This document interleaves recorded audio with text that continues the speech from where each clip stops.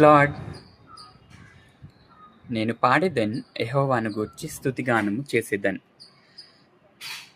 ఎవరు నా చెయ్యి విడచినా యేసు చెయ్యి విడువడు. ఎవరు నా చెయ్యి విడచినా యేసు చెయ్యి విడువడు.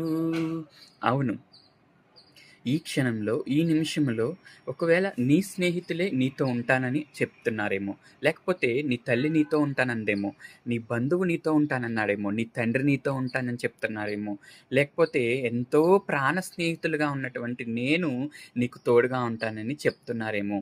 అవన్నీ కాదు. అవన్నీ ఒకరోజు వారందరూ ఒకరోజు నిన్ను విడిచిపెట్టొచ్చు. వారందరూ నీకు దూరంగా ఉండొచ్చు.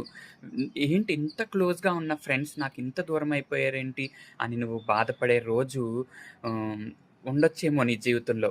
కానీ యేసయ్య అంటున్నాడు, ఎవరు నా చెయ్యి విడచినా ఏంటంట? ఎవరు నా చెయ్యి విడిచినా.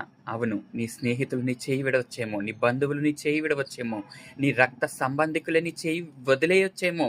కానీ యేసయ్య అంటున్నాడు, నా యేసయ్య ఎంత గొప్పవాడో తెలుసా? ఎవరు నీ చెయ్యి విడచినా, ఎవరి చెయ్యి? ఎవరు నీ చెయ్యి విడచినా, ఎవరు నా చెయ్యి విడచినా యేసు చెయ్యి విడువడు. చెయ్యి విడువడు, చెయ్యి విడువడు, చెయ్యి విడువడు, చెయ్యి విడువడు, యేసు చెయ్యి విడువాడు, యేసు చెయ్యి విడువాడు. ఎన్నో శ్రమల గుండా నువ్వు వెళ్తున్నావేమో, ఎన్నో వేదనల గుండా నువ్వు వెళ్తున్నావేమో, అయినప్పటికీ యేసయ్య నీ చేయి వదలనే వదలడు. పట్టుకో గట్టిగా. యేసయ్య చేయి పట్టుకుంటే నీకంత జయమే కలుగుతుంది.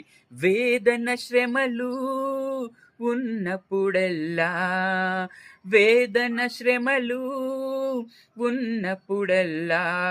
అవును, నువ్వు వేదనలో ఉన్నావేమో, శోధనలో ఉన్నావేమో, ఇరుకు మార్గం గుండా ప్రవేశిస్తున్నావేమో. ఒకవేళ నీకు మార్గము లేక ఎటు దిక్కుతోచని స్థితిలో ఉన్నావేమో, అప్పుడు యేసయ్య నిన్ను పిలుస్తున్నాడు. రా, నా వైపు చూడు. మార్గము సత్యము నేనే, జీవమునై ఉన్నానని సెలవిస్తున్న దేవుని వైపు చూడు.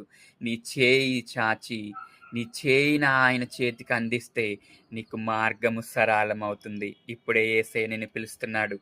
హృదయం అనే తలుపు నొద్ద నిలుచుండి తలుపు తట్టుచున్నాడు. తలుపు తెరిద్దామా? నీ హృదయంలోనికి, నా హృదయంలోనికి ఆయన్ని ఆహ్వానిద్దామా? రండి.